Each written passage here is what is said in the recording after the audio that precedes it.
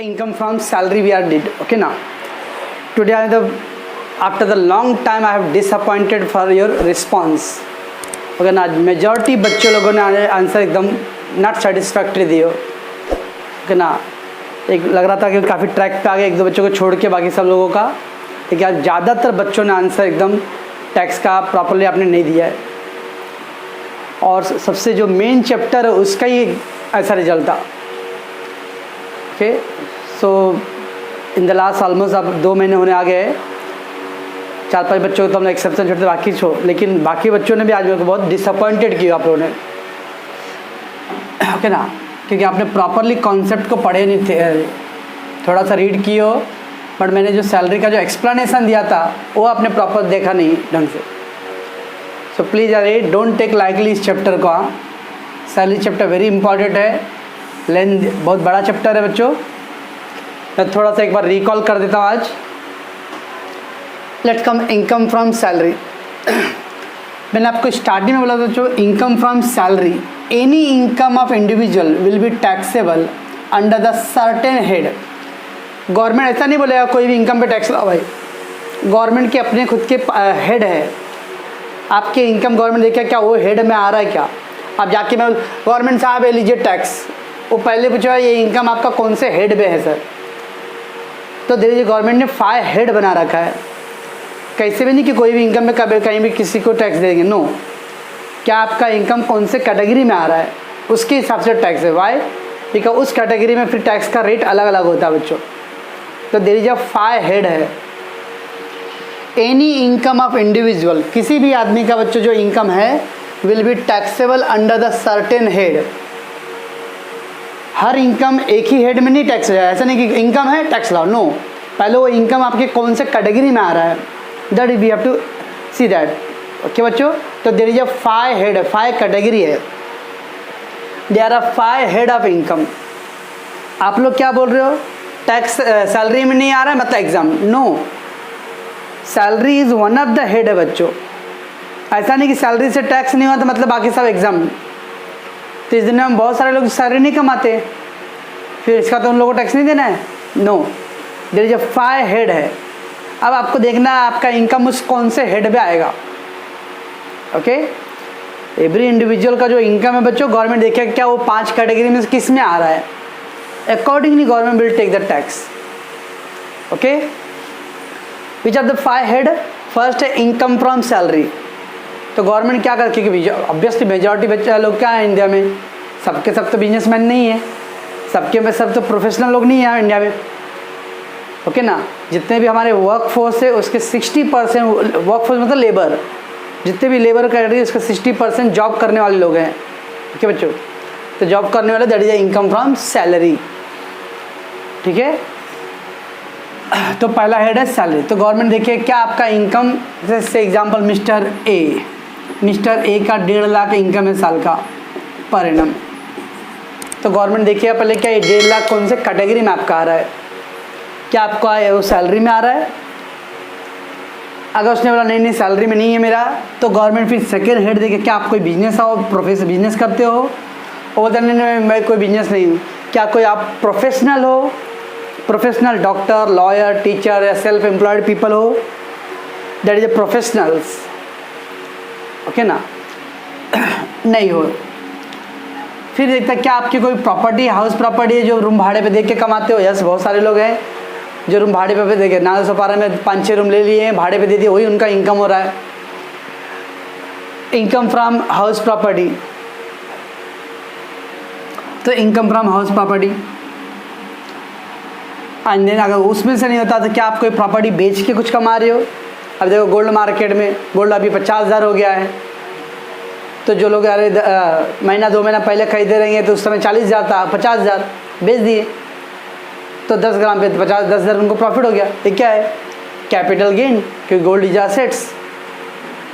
तो share market में अभी मेरा एक स्टूडेंट है, अरे लास्ट हफ्ते में आ रहे उसने 300 रुपये का शेयर खरीदा, अभी 900 में बेच दिया, 600 रुपये प्रॉफिट हो गया उसको. तो that is called a capital gain. तो ऐसे देखते गवर्नमेंट क्या वो इनकम आपका शेयर मार्केट या गोल्ड असेट प्रॉपर्टी बेच के आया है. अगर आप ये चारों कैटेगरी में नहीं आता है तो बाकी सब इनकम फ्रॉम अदर सोर्स। जैसे वो पूजा करते मंत्र में ओम गणेशाय नमो नमः, ओम संग्रहाय नमो नमः, 5-6 देवता का नाम पंडित बोलता है, उसके बाद क्या कहता है सभी जो भी देवता बचे हैं उन सबके स्वाहा, वो बाकी सब एक साथ आ गए सब वो कैटेगरी में। वैसे यहाँ पे भी इनकम फ्रॉम अदर सोर्स, अगर ये 4 कैटेगरी में नहीं है तो फिर 5वें कैटेगरी में आएगा। डोंट थिंक कि सैलरी में नहीं आ रहा मतलब बाकी सब एग्जाम, यानी सैलरी से टैक्स देना है, अगर सैलरी में नहीं पड़ रहा मतलब बाकी एग्जाम। नो, सैलरी में नहीं आया तो गवर्नमेंट देखिए क्या दूसरी कैटेगरी में आ रहा है क्या। ओके बच्चों, पर ये माइंडसेट क्लियर कर लो आप, क्योंकि आज मैंने देखा मेजॉरिटी बच्चों लोगों ने आंसर ऐसा दिया कि सैलरी में नहीं आ रहा मतलब एग्जाम। नो, सैलरी में नहीं आया मतलब ठीक है, सैलरी के हिसाब से टैक्स नहीं लगेगा, लेकिन किसी और कैटेगरी में टैक्स लगेगा। Okay, so how many head है 5 हेड। ओके, कोई भी इनकम को हम 5 हेड में डाल सकते हैं। Any income of the individual will be divided into 5 head बच्चों। ओके ना, सर 5 को छोड़ के 6ठा हेड आया तो डोंट वरी, आएगा ही नहीं, वो हम लोग से ज़्यादा एक्सपर्ट वाले लोग ने दिमाग में ला के बनाया है। क्यों? क्योंकि 5-4 डाले हो, 4 छोड़ के बाकी सब बच गए, सब अदर सोर्स में आ गया। ये 4 मेन हेड है, 4 से अगर बच गए तो आखिर में जो भी जिधर से भी बोलोगे वो सब लास्ट वाले में आ जाएगा। ओके ना, रिमेंबर, ये गंगा, जमुना, गोदावरी, कृष्णा, ये सब है, अलग अलग नदियां हैं, लेकिन लास्ट में किससे मिलने वाला है? सब जो समुद्र में मिलने वाला है, महासागर में मिलने वाला है, ये महासागर है। क्योंकि इस नदियों में बच गए तो डोंट वरी, यहाँ पे आप फंसने वाले हो, other source.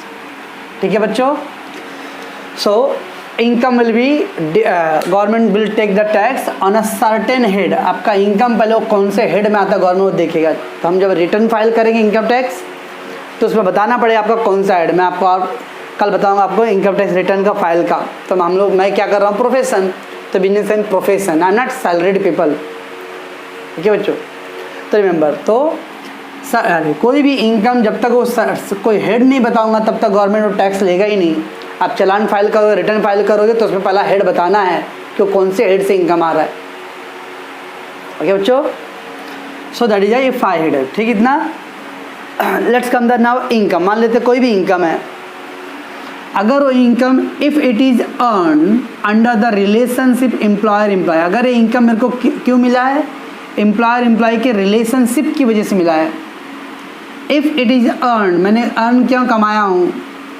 Under the relationship employer employ, मालिक और नौकर का जो रिश्ता है उसकी वजह से मैंने वो इनकम किया हूँ earn, then this income will be tax under the head of income from salary. ऐसा है।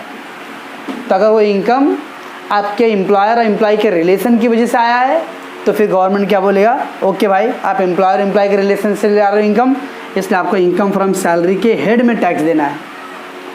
ठीक है, तो अगर कोई भी इनकम है if it is earn under the relationship of employer employ, employer employ के रिलेशनशिप में आता है तब वो इनकम को टैक्स लगाना है किसके थ्रू? इनकम फ्रॉम सैलरी के हेड में। लेकिन अगर आपने बोला नहीं भाई मेरा एम्प्लॉयर एम्प्लॉय का कोई रिलेशन नहीं है, if employer employ relation does not exist, does not exist मतलब आपके इनकम में एम्प्लॉयर एम्प्लॉय नहीं आ रहा है, then such income is not exempted. ऐसा नहीं बोलना कि एग्जाम्ड है, then such income will be not tax under the head of salary. तो वो इनकम आपके सैलरी के हेड में नहीं आएगा, सैलरी के हेड में नहीं आएगा। मैंने बोला ऐसा नहीं बोला कि वो इनकम आएगा ही नहीं। तो अगर एम्प्लॉयर एम्प्लॉय का रिलेशन आता है तो सैलरी के हेड में आएगा, एम्प्लॉयर एम्प्लॉय का रिलेशन नहीं है then that income will not tax under the head of salary. Okay, such income will not tax under the head of income from salary. तो फिर किस हेड में आएगा? ओके, उस हेड में नहीं आने का ये मतलब नहीं, it does not mean that such income will B exempted. खाली सैलरी के हेड में नहीं आया है। क्या एक ही हेड है क्या? अगर एक ही हेड होता सैलरी का हेड तो ओके भाई सैलरी में नहीं आया मैं बच गया भाई। लेकिन यहाँ पे 5 हेड है, सैलरी में नहीं आया तो बाकी और 4 हेड है ना आपका। समझ रहा बच्चों मैं क्या बोल रहा हूँ? तो एक दिमाग में कॉन्सेप्ट डाल दो, सैलरी में नहीं आने का मतलब नहीं कि बच गया। अगर एक ही हेड होता ना तो बोलते आप कि हाँ भाई सैलरी एक ही गवर्नमेंट का हेड है उसमें मैं नहीं आया इसलिए मैं बच गया, मेरा एग्जाम्प्ट है, टैक्स नहीं लगेगा। लेकिन यहाँ पे 5 हेड है तो एक से अगर बच गए तो बाकी 4 में फंसने वाले हो अभी। तो सच income will B such income will that under the other heads will tax. तो such income will tax under the other head of the income. बच्चों other head of the income आपके आमदनी के दूसरे हेड में आएगा. तो अगर वो एम्प्लॉयर एम्प्लॉय का रिलेशन नहीं आता है तो आपके सैलरी में तो नहीं आएगा. सैलरी में नहीं आने का मतलब एग्जम्प्ट नहीं. सच income will tax under other head of income. Other head कौन सा है? ये चार और. Income from business and profession, income from house property, income from capital gain, और वो तीन में भी नहीं आया तो फिर लास्ट वाला इनकम फ्रॉम अदर सोर्स. समझता बच्चों? अब मैं बोला था सैलरी टू पार्टनर. पार्टनर को सैलरी मिल रहा है. यस, वर्ड सैलरी दिख रहा है. ओके ना, क्योंकि हम लोगों ने ओसी में पढ़ा रहेगा types of partner, active partner and sleeping partner. Active partner who taking the active part in the business. और जब active part in the business ले रहा है तो वो एक्स्ट्रा वर्क कर रहा है, और जब वो एक्स्ट्रा वर्क कर रहा है तो you will get extra salary. अब सैलरी वर्ड ऑल दो वहाँ पे यूज़ हुआ है, लेकिन क्या वो पार्टनर वहाँ का वर्कर है क्या? नो, पार्टनर खुद एक मालिक है. और जब मालिक है तो कैसे वर्ड आएगा partner, worker, employer, employee. That's why वो सैलरी टू पार्टनर सैलरी के हेड में नहीं आएगा, लेकिन किसी और हेड में उसको टैक्स देना पड़ेगा. ओके, अब वो कौन से हेड में आएगा तो टेंशन मतलब वही सब तो पढ़ रहे अभी. अभी पांचों हेड एक साथ तो नहीं पढ़ा सकता मैं, तो टाइम लगेगा अभी. Same salary to LIC agent. LIC agent, principal and agent. Agent किसी का एम्प्लॉय नहीं होता है. ओके ना, आपका आप रूम भाड़े पे लेना हो, एजेंट को बोलो, आप उसको ऑर्डर दोगे क्या? नो. ज़्यादा बोले तो बोले भाई ले भाई पैसे नहीं देने, काम करना है. क्या ना, क्योंकि एजेंट किसी के अंडर काम नहीं करता है. एजेंट एक इंडिपेंडेंट प्रोफेशनल की तरह काम करता है. आजकल तो एजेंट प्रोफेशनल हो गए हैं. ओके, तो सैलरी टू LIC एजेंट, तो जितने भी LIC एजेंट में काम करने वाले लोग हैं उनको ऑल दो LIC कंपनी उनको सैलरी देता है, but that will not come into the salary के हेड में. तो इसका मतलब नहीं कि उनको एग्जाम्प्ट हो गया, उनके इनकम को भी गवर्नमेंट टैक्स लगाएगा. ओके ना. Second, salary to MP MLA. Word है MP MLA सैलरी है, लेकिन MP MLA को सैलरी कौन देता है? गवर्नमेंट. देखिए क्या गवर्नमेंट उसके मालिक है? नो. क्योंकि MP MLA किसको रिप्रेजेंट करता है? पब्लिक को. हमने चुन के भेजा उनको. ओके ना. Then examination fees to the teachers and the professors for university exam, board exam.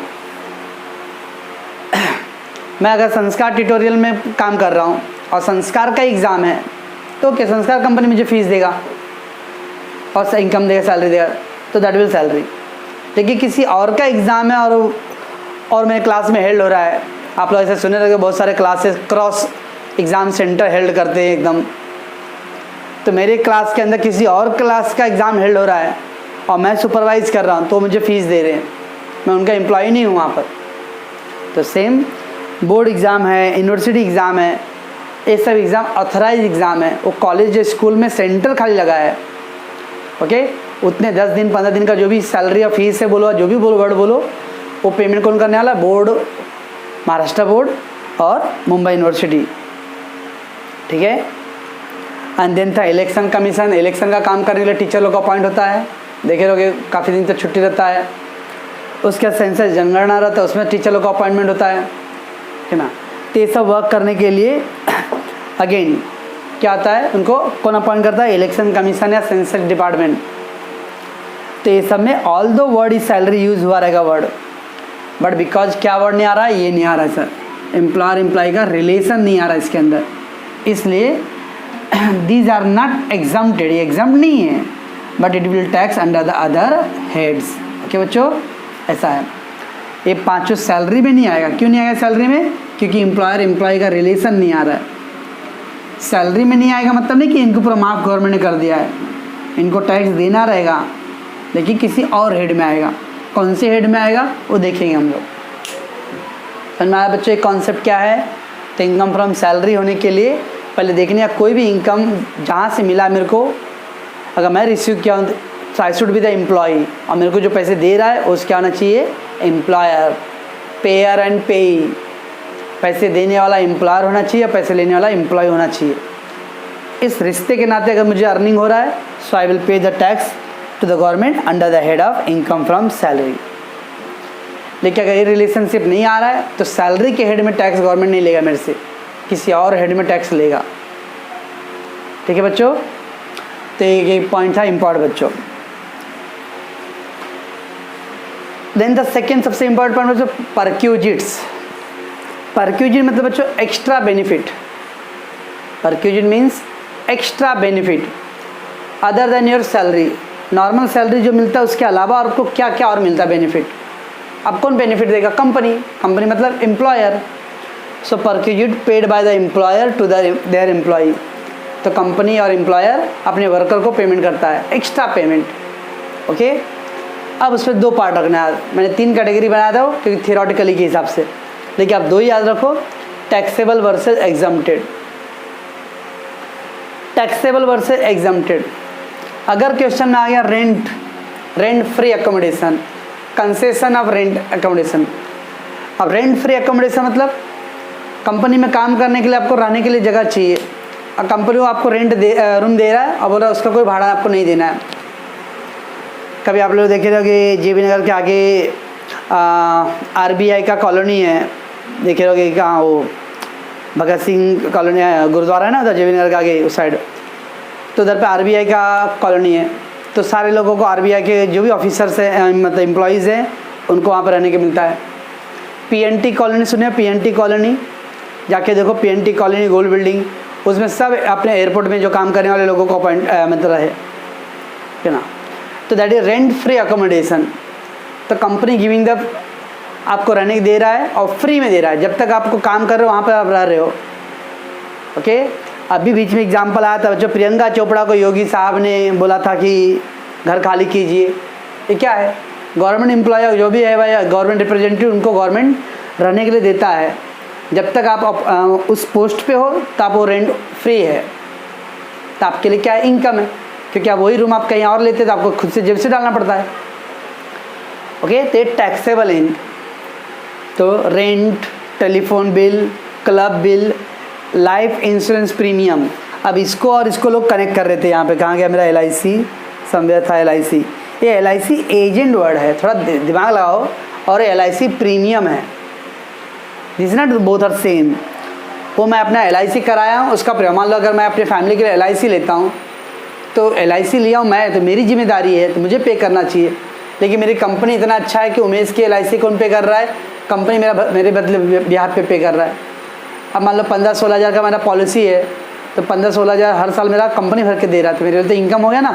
That is LIC premium. Domestic servant company घर के अंदर आ रहे, डोमेस्टिक मतलब घरेलू, तो घर में कुक, रसोईया, ड्राइवर, वॉचमैन, गार्डनर, ये सब घर कंपनी मेरे को प्रोवाइड करके दे रहा है। तो घर में खाना बनाने के लिए कुक अपॉइंट किया हूँ, उसकी सैलरी मुझे नहीं पे करना है, कंपनी दे रहा है उसको। गार्डनर रखा हूँ, वॉचमैन रखा हूँ, ये सब का पेमेंट कौन करके दे रहा है? कंपनी दे रहा है मेरे बिहाफ पे। तो मेरे पॉकेट से तो 1 रुपया नहीं जा रहा है, तो मेरा इनकम है सब। इसके अलावा घर में गैस बाटला लेना है ना, वो गैस बाटला भी कंपनी मेरे को दे रहा है।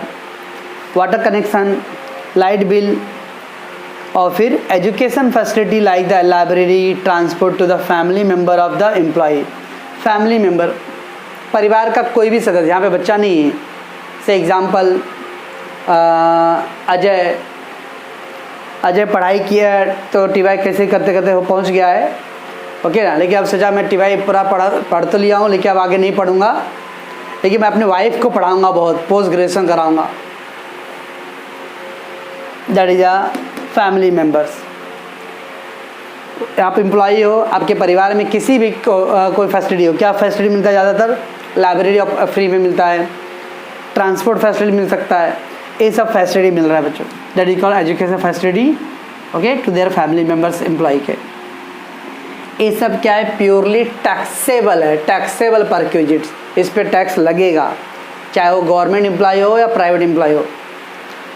Rent, telephone, club bill, LIC premium, domestic servant, gas, water, electricity, education facility to their family members. Okay, ये टैक्सेबल परक्यूजिट है, यानी ऐसे बेनिफिट है जिसके ऊपर गवर्नमेंट टैक्स लेगा। ठीक है, चाहे वो कोई भी एम्प्लॉय होने दो। whether the government employee or the non government employee, everybody have to pay the tax. ठीक है। अब एग्जम्प्टेड है, एग्जम्प्टेड मतलब ऐसे बेनिफिट जो गवर्नमेंट उसको माफ़ रखता है। उसमें दो कैटेगरी बनाया मैं, एक फुल्ली एग्जम्प्टेड और एक पार्टली एग्जम्प्टेड। तो पहला एक कैटेगरी में फुल्ली एग्जम्प्टेड, कौन से ऐसे बेनिफिट जो पूरा एग्जम्प्ट है? मेडिक्लेम प्रीमियम, इधर है LIC प्रीमियम है, उधर पे मेडिक्लेम है। LIC लाइफ इंश्योरेंस प्रीमियम मतलब ये पैसे आपको कंपनी के मतलब एम्प्लॉय के डेथ होने पे या वो जो मैच्योरिटी पीरियड होता है 20 साल 15 साल 25 साल उसके बाद ये पैसे मिलता है।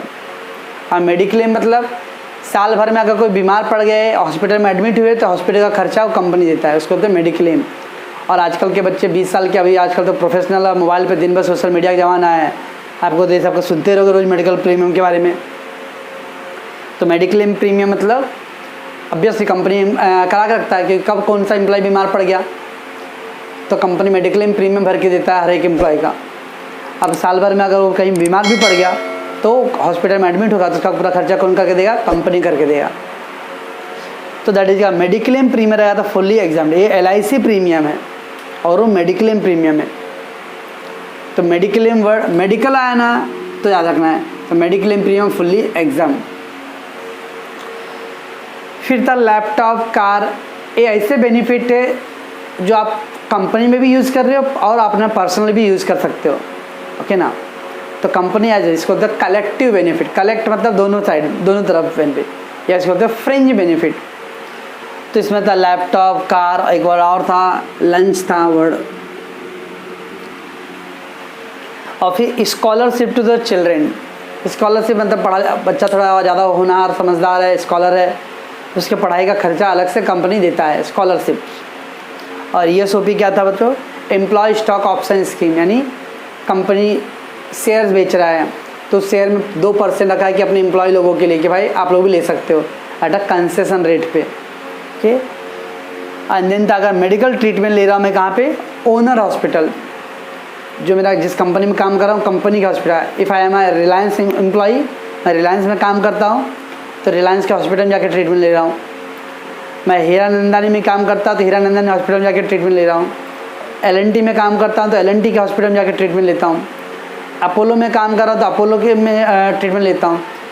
जिस कंपनी में काम कर रहा हूँ उसके खुद के हॉस्पिटल में जाकर ट्रीटमेंट लेता हूँ तो फुली एग्जाम। किसी गवर्नमेंट हॉस्पिटल में ट्रीटमेंट ले रहा हूँ मैं, KM नायर, सुनो KM नायर, हाँ तो ये सब अरे ऊपर से मत कनेक्ट करना है इसको, हाँ। तो that is a government hospital है रिकॉग्न, और प्लस रिकॉग्नाइज हॉस्पिटल मतलब प्राइवेट ही है लेकिन गवर्नमेंट ने उसको अप्रूव्ड किया है। नानावटी, 7 हिल्स,